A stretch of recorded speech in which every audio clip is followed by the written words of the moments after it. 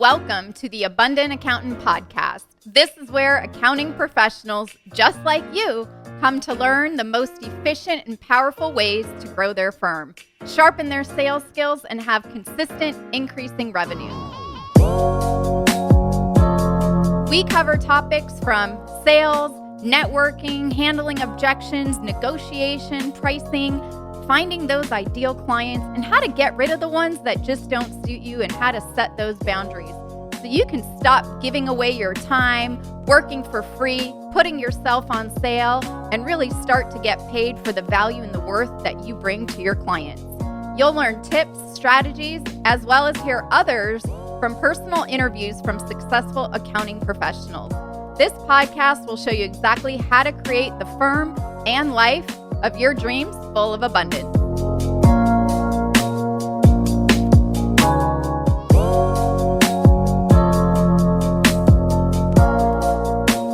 Welcome to the Abundant Accountant Podcast.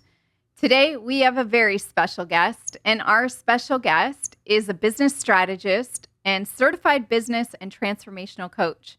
She also owns Charisma Inc., which is a marketing and B2B consulting firm that specializes in services for accounting and tax professionals. And she's also a ghostwriter and the author of multiple books.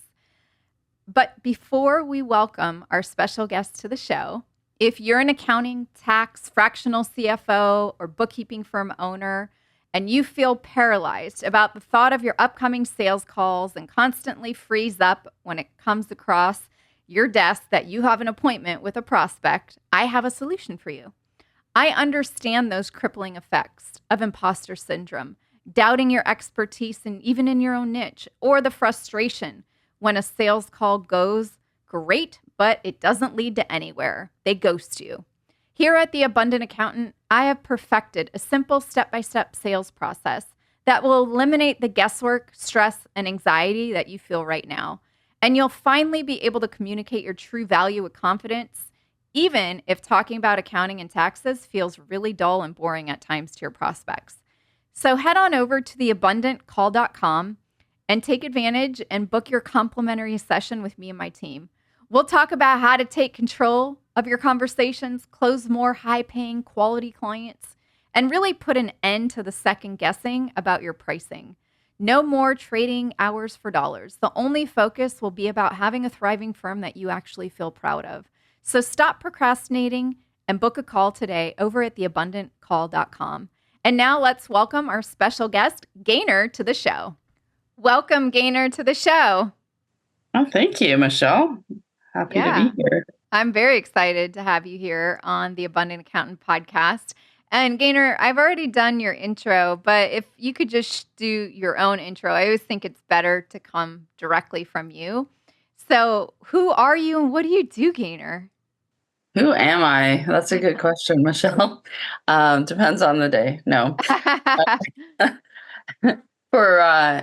I guess from a work perspective, I am the owner of Charisma Inc., which is a marketing and PR consulting company for tax and accounting firms, tech providers, and a lot of the speakers and influencers in this space. So I always like to say that we bring the full circle of accounting together and help firms grow and do that in a number of different ways. So I'm excited that you and I are going to get a chance to talk because you're also very honed in on this space, and that's how we met. It is. And I think, for a lot of firm owners, especially new firm owners starting out, or even a smaller size firm, maybe they have a team of 1 to 5 or 10 people. I always get when I talk to new prospects, Michelle, I need more leads. Because I say, what's the biggest challenge with your sales? And they say, I need more leads. And in reality, when you say you need more leads, that's a marketing challenge. That's not a sales challenge. It's two different things. So I'm excited to talk about this today because we're going to share, or I should say Gaynor's going to share what she thinks, the top 3 organic lead generation strategies are. But I'd love it if you could just share what you think the difference is between sales and lead generation when people say, oh, I just need more clients. When, well, if you get a bunch of clients and then you don't charge them enough, you're not pricing correctly, you're giving discounts, you do some free work just to try to acquire a new client, that's actually a sales problem too. But what's your take on it? Well, I mean, I think the line is also bleeding as we look at some of the digital marketing techniques that are available. But for me, lead generation really is about creating demand for your product or service, and it goes back to the ideal client, what is their pain point, and then what solutions do you have that can help them solve the problem.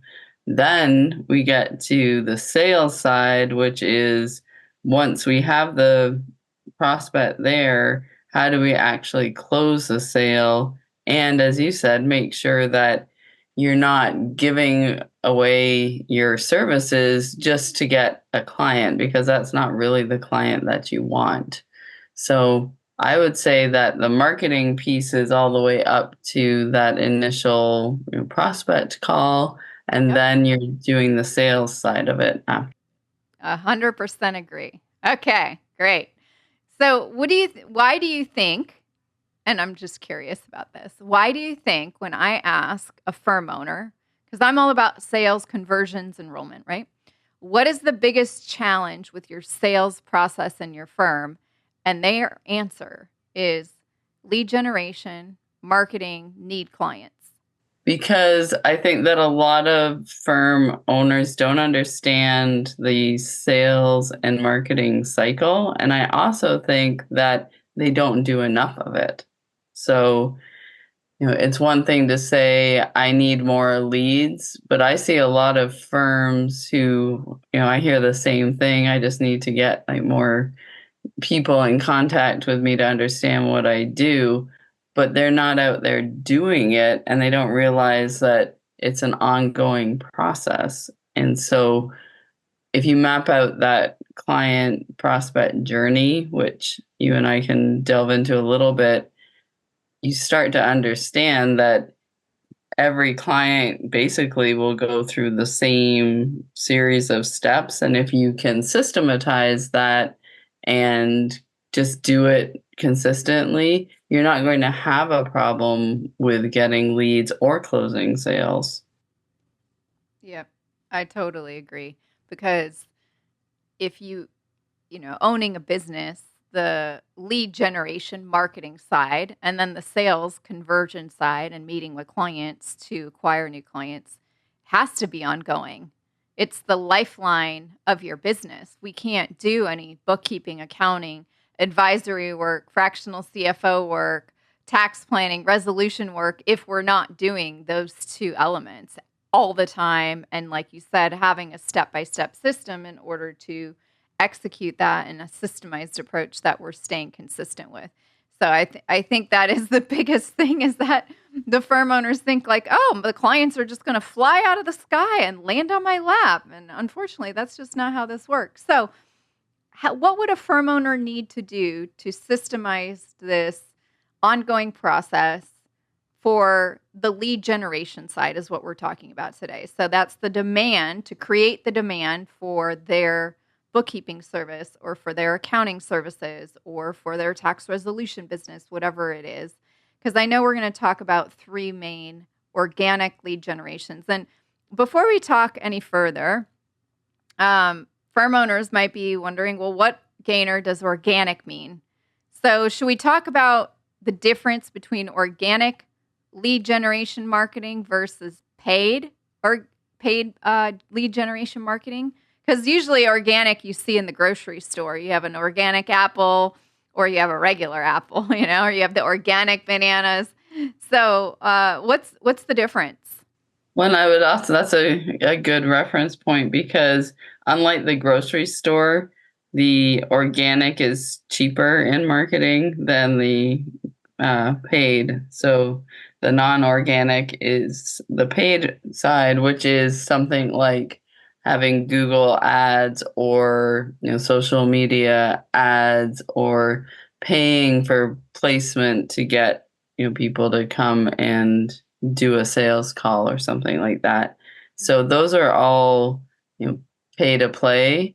And then the organic piece are things like content or doing a podcast, without paying for the placement, or, sending an email and getting people to book a consultation through that. So there's lots of different organic ways. And that's what we're going to focus on today, because what we find is, when somebody says, I don't have enough leads, we don't want to flip straight into paid, because we need to understand some of the triggers for, their lead gen turning into those conversions. And also, I find that a lot of firms haven't even identified who their ideal client is in a detailed sense.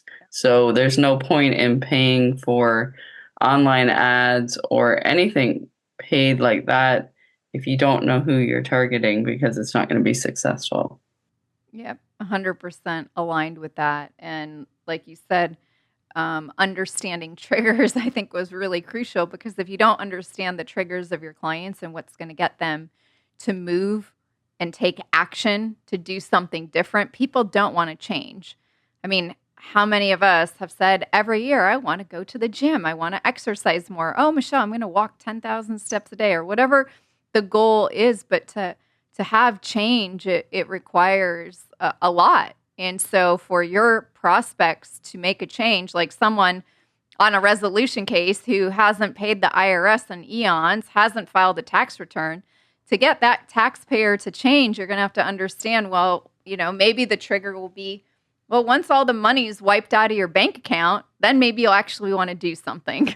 Well, and I would also say, and I say this to people all the time, especially in, the tax, accounting, bookkeeping space, you do not want clients who are going to stop, drop, and change accountants in a heartbeat. Like that, those are Yes. not your people. You want people who you can build relationships with, and the relationship building is best done organically, and it does take time. So you've got to appreciate the sales cycle of this space, and also that's just another reason why it has to be ongoing, Yep. because you're not just going to grab, 15 new clients in an afternoon because you send one email, because you're not selling jeans like Old Navy. You're selling relationship services, hopefully. Yeah, it's very different. And these clients, the lifetime value of a client will be so much greater than the pair of jeans at Old Navy, or how much you spend in a store if you shop there often. It's very different as to the amount of revenue you'll generate from one client. So, Gaynor, what is the first way that you would recommend, for lead generation strategy for a newer firm owner, or someone who's been around and just relied 100% on referrals and grew that way, and now they're like, okay, I'm ready to find more high quality paying premium fees and client, and who's then my ideal client, and I really don't want to work with the people that don't respect and honor me anymore. What would you say? So, number one, I would say you need to find out where they go to get the information that you can provide. So that would be like their professional associations. So, for example, if you're targeting medical practitioners or e-commerce owners or any specific vertical, and that if you're not doing that, I would highly recommend that you figure out who your best clients are and what industries they're in, and start providing some kind of education in those spaces, whether that's a blog article, or it could be a webinar, or if you're like in real time going to some kind of event. It sounds old school, but in today's digital age, a lot of professionals are still leveraging their associations and getting information that way. So you need to be able to position yourself where they're looking for the information that you have. Okay, so let's do real life examples. So, medical practitioner. So let's say majority of this person has, their what how would you identify medical practitioner even smaller on a niche or a version of that? So you might have orthopedic surgeons. Okay, let's go You with know, orthopedic yeah. surgeons. So where's the old school place that they would hang out where now you could go stand out of in this digital age where people don't do anything in person anymore to find orthopedics. Well, you think about what their learning habits are and why they need to learn or go to continuing education. And there's a lot of organizations that are offering continuing education to, doctors, medical professionals because they have to get that just like an accountant does. So there's a lot of associations, as we've said. So, professional associations, alumni associations that they may have gone to a certain medical school. Maybe there's one in your area. Oh, I like that idea actually. Like my university has an alumni for everyone who lives in San Diego who went to the university I went to, and you could meet those professionals. And I think that's a great idea. I haven't even thought about that. Wonderful. Yeah, I actually went to an event like that recently. Somebody who has a franchise bookkeeping company, they do alumni events around. I'm in Michigan, so University of Michigan, Hmm. for all of the like CPAs. So that was pretty effective. But I would also say, any kind of conferences. So you don't necessarily have to go and speak at a conference. You could just go to a Then, conference or something like that.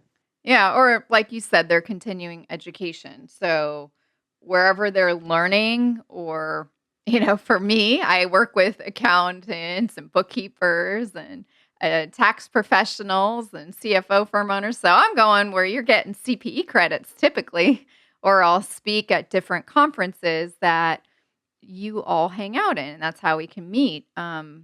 The old school way, off digital. Even though I do a lot of the other kind of marketing, I like the digital kind of marketing and paying. I don't mind paying a high price. But yeah, I think that's a really good first step towards figuring that out. When you think of systematizing this, how many places or conferences or continuing education places or associations or alumni associations should one go to on a monthly basis or annual basis if they were to say, okay, I'm going to focus on this every month? I would first do a little bit of research on the organization to see how active they are, how many members fit your ideal client profile. You usually can, if it is a actual in-person event or an online event, you can usually go to one or two before you actually have to pay to be a member or just volunteer to provide that information to keep it truly organic. I would say that you should be aiming for at least one a month. So Okay. 12 times a year to touch base with that membership of an association in some format. And that might be, the online, offline event. It could just be providing education. It could be working with the actual administration there to develop a like education program or something like that. Doing a podcast with them, anything like that counts. Okay. Love it. Cool. All right. What's the second top way for a firm owner to focus on organic lead generation as one of their strategies? Well, I would say definitely creating content that is very relevant to your ideal client profile. And So again, let's take the orthopedics as our example. yeah, yeah. So they're a great example because they typically might have, again, you have to think about who's actually going to be buying the services or considering the services that you have. It's probably not going to be the orthopedic surgeon themselves. if they have a practice that's got, more than a million, and most of these, orthopedic practices are going to be well over a million just from the type of work that they're doing. They probably have like an office manager or somebody like that who could potentially be looking for information online. So if you've got something that's very targeted towards, an office manager or an administrator in an orthopedic firm, or I should say practice, and you can create sort of a frequently asked questions for them, something like that on your website or on LinkedIn, and get into some of the groups. That can be like a beneficial thing from like a purely organic standpoint, because Google, if we tie it back to search engine optimization, loves like FAQs that answer specific questions. So again, you really need to understand who is looking for the specific information, and it may not be the end client. It could be somebody who's doing the research for them.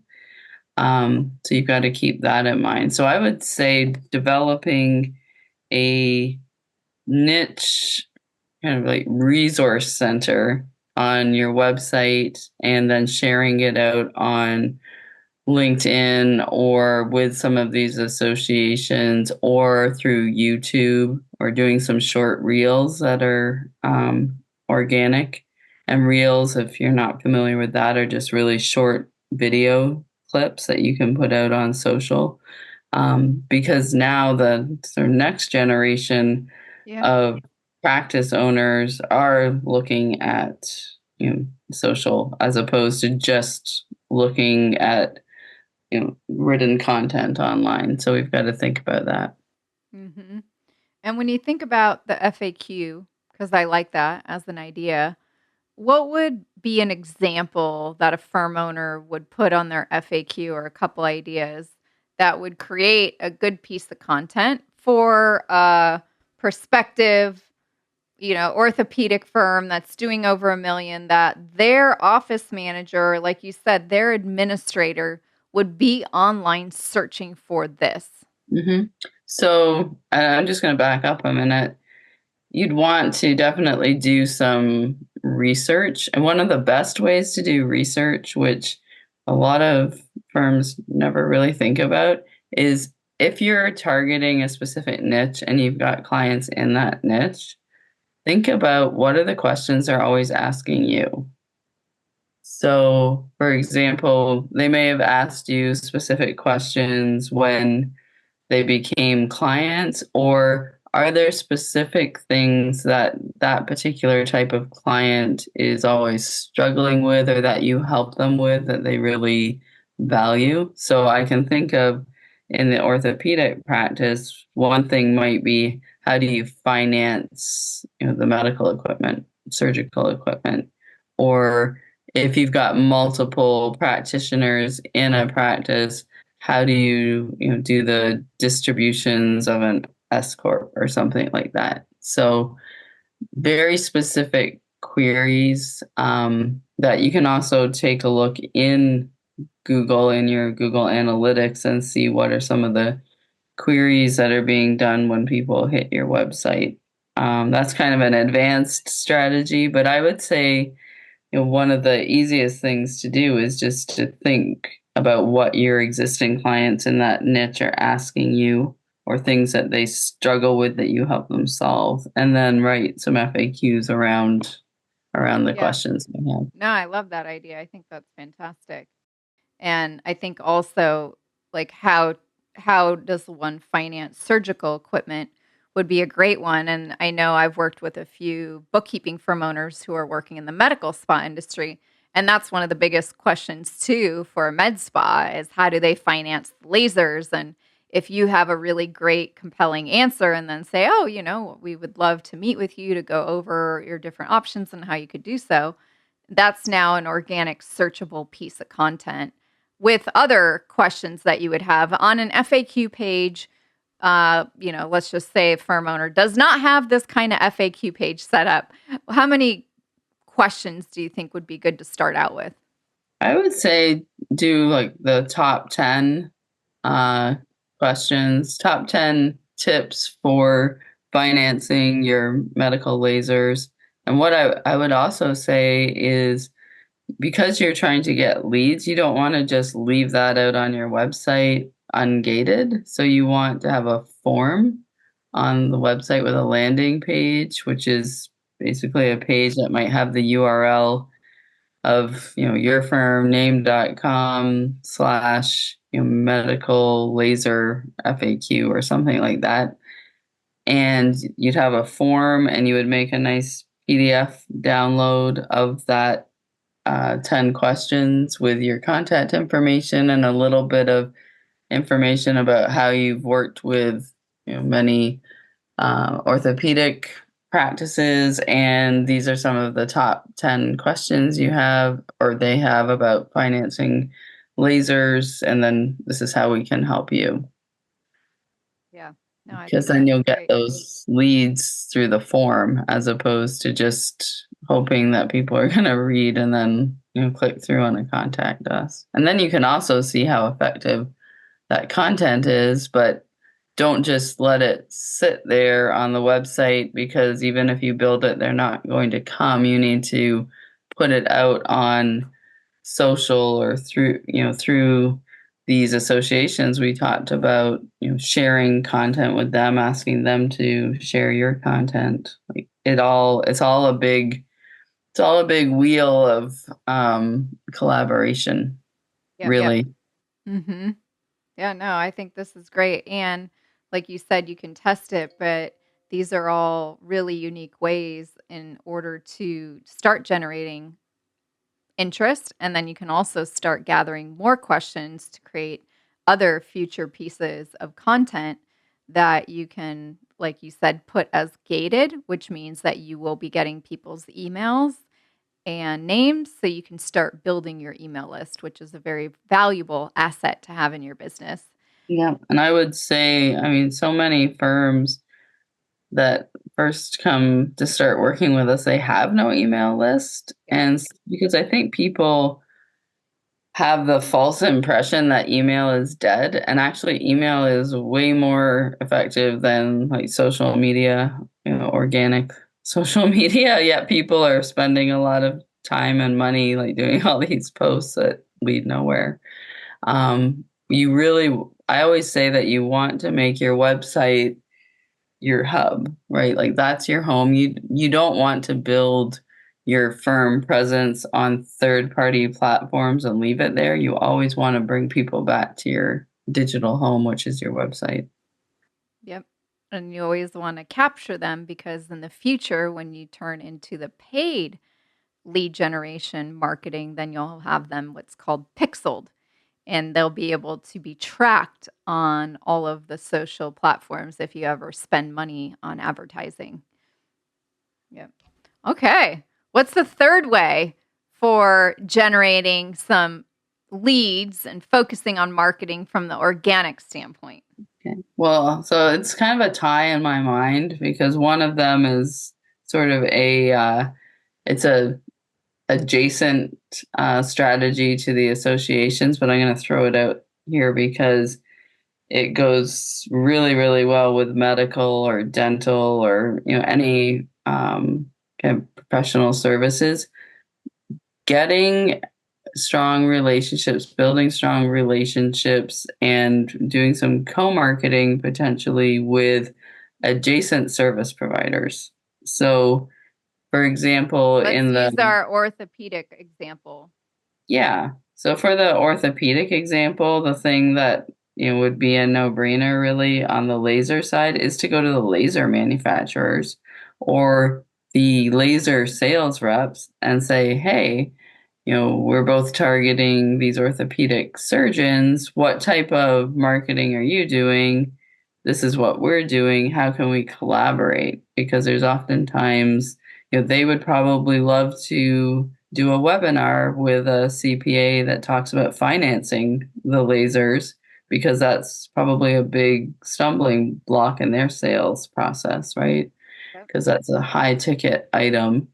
And then you'll get the distribution because they're always going out and talking to potential laser buyers in the firms who are probably looking for financial info and services. So that's one. And then the other one, I guess this would be like number three, and the other one's 2.5, would be reviews, because those are really important for organic SEO and social proof.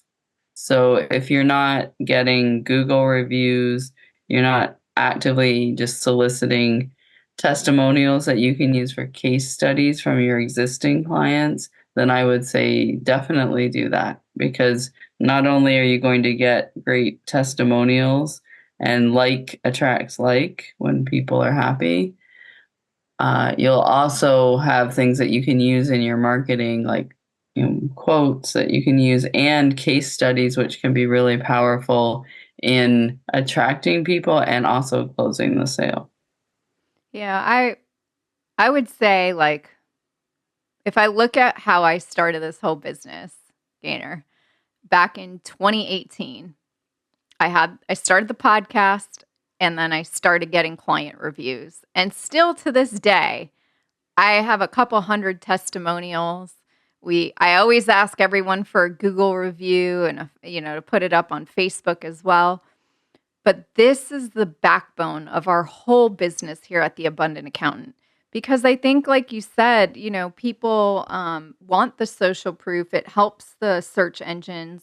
I don't know how impactful or how searchable Google reviews are, but I know people have asked me for them. Can we see your Google review page? I'm like, here you go.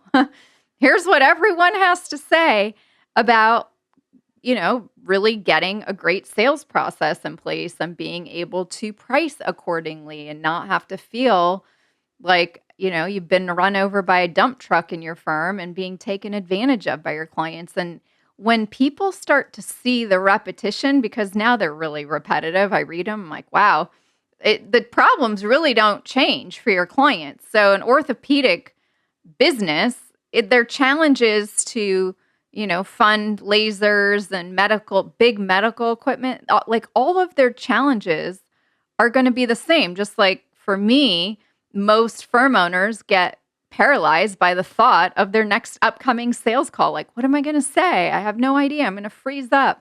The person's going to take control of the call. Like, I know that those problems aren't really going to change until you create and have a new system. And for the orthopedics and those medical doctors or the med spa, their problems really don't change.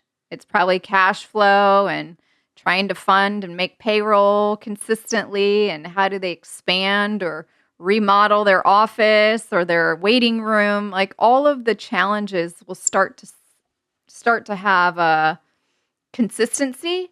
And then with the social proof and the reviews, people live vicariously through other people. So now they're going to say, oh, I'm not alone in this. Oh, wow. They really do specialize. Back to what we were talking about before, having the niche, they really do specialize with them. Like with me for sales, I hear it all the time. I talked to someone the other day, like, oh, we're talking to 4 other people. I'm like, really? I didn't know there were even one other person that teaches sales just for tax, accounting, and bookkeeping firm owners. I think I'm the only one. Now, there's tons of sales education, sales training, but they're for a broader audience. So I think that these reviews, instead of calling it 2.5 or 3.5, I think this should be like number 1. Oh my gosh, this is like the gold mine of any firm. And, I know they're not easy to get and you have to ask for it and you'll probably sometimes get rejected, but those are all sales challenges. But getting reviews is crucial to your organic marketing, and people do want to share their experience and how much they enjoyed working with you in your firm. Yeah. And I would also say there's software you can use to help automate the follow-up process to get reviews. But if you make it part of your like actual client journey, then every month you can target 5 people to get a review from, and also encourage people to go and leave a review on Google, um, then that would put you further ahead. I know my business, I really hate to say it, I don't do any marketing other than go to conferences and But that's a speak. lot of marketing. That's a lot of You travel know, and it is, but I enjoy the education. Like to me, I don't feel like I'm marketing. I'm being in the community of the people that I love to serve. So, if you think about it that way as well, accountants tend to be people who love to help people. And just think about it through your client eyes of how did they, the ones that you have already, how did they hear about you? And what have you done for them? And you tell the story in the places where other people like them are looking for that. And that's the best type of marketing there is. it really is. I couldn't agree with you anymore. So, very aligned, and I get really passionate about getting reviews. Yeah. And I would also say it's not about the like quantity of like 100 reviews. It's about, if you had 20 great ones, that's a great place to start. It's just more getting in the mindset of asking people, and you learn a lot. If somebody, imagine if somebody says, no, I don't feel like I can give you a review, you'd want to know why. Why? Mhm. Right. Yeah. So, yeah, I mean, there's a multitude of ways to grow your firm without spending a lot of money. It does take an investment of some time. But I would also say that if you're really clear on who you're serving, there's probably really only 3 or 4 levers that you need to keep pulling to get new clients. Yeah. I I definitely align with that too. I would say, yeah, probably 3 or 4. I mean, I can go granular, but for for firm owners, for what if I'm think when you said 3 or 4, I'm like, yeah, we underprice, and then you feel underappreciated. That's one. And then, you don't get paid up front all the time. So then you have all this AR piling up, and now you're a free bank, so you're missing out on revenue from interest and other things, and now you're chasing money instead of generating money. And I mean, how many people haven't billed for services that you've heard of, and haven't sent invoices, or maybe you send out a proposal or a quote and then you get ghosted. So that's another all one category. Oh my Those gosh, are not there's the just clients you want. no. Well, they're the clients I want because I can help you change all that.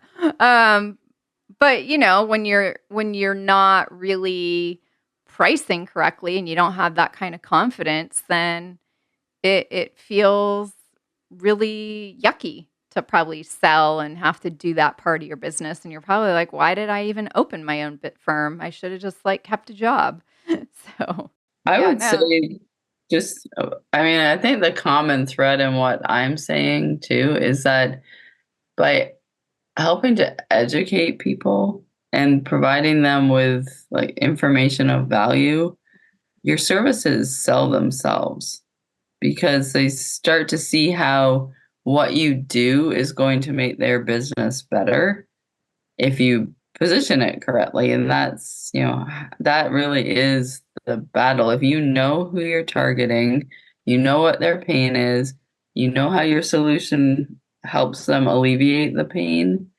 and then you price appropriately and you communicate the value, which is what you help them do, Michelle, then it should be like clockwork. It's Yeah, not it's not it's not hard. a yeah, it's not like this big uphill battle. And I just finished doing basically a video on a one-page marketing plan for like our YouTube, and Mm, it literally is 5 steps, and it's just people get so distracted by all of the tactics, and what you need yeah. is a strategy first, and then it's Strategy before tactic.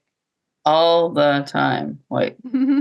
Because otherwise it's chasing, oh, this person's on TikTok. But if your clients aren't on TikTok, it And doesn't matter. what doesn't matter? Yeah, you don't need to be everywhere. Oh, God. That's a whole nother conversation for a different time. Gaynor, thank you so much for sharing these 3 main ways to focus on, creating organic lead generation for a firm owner and the top strategies to go for. So I just wanted to say thank you again for taking out the time for being here with us. And always remember, strategy before tactic. I love that. So thank you again so much. Well, thank you. Thank you for having me, and I hope it's helpful for people. Yes. Well, now you have to go implement, because talking about it and doing it are 2 different things. So take action. Go at least do one of those things. Go find one conference or one continuing ed to look for once a month, and you'll be onward and upward. But thank you again, Gaynor, for being here and sharing all of your wisdom and knowledge and time. Well, thank you, Michelle. And we'll have another session at some point too.